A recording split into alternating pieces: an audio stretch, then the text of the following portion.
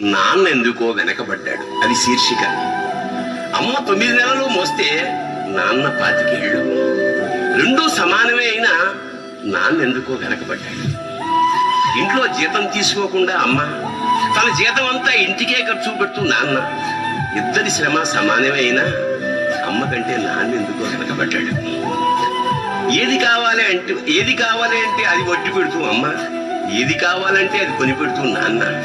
ఇద్దరి ప్రేమ సమానమే అయినా అమ్మకొచ్చిన పేరు ముందు నాన్న ఎందుకో బాగా వెనకబడ్డాడు.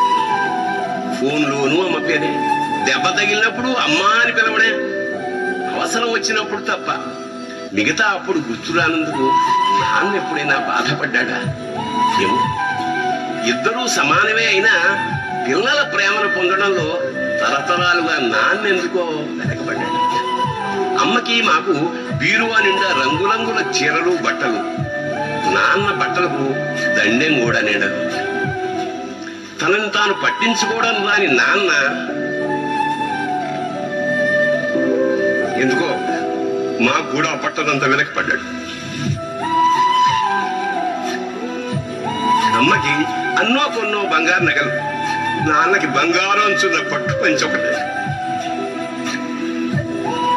కుటుంబం కోసం ఎంత చేసినా తగిన గుర్తింపు తెచ్చుకోవడంలో నాన్నెందుకో పాపం బాగా వెనకపడ్డాడు.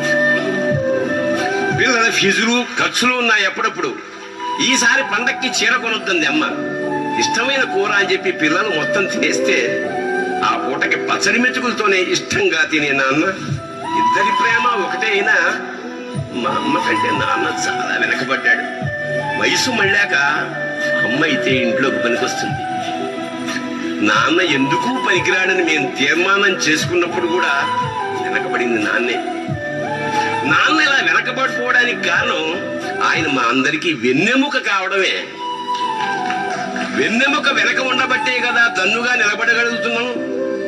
ఇదేనేమో నాన్న వెనకబడిపోవడానికి కారణం.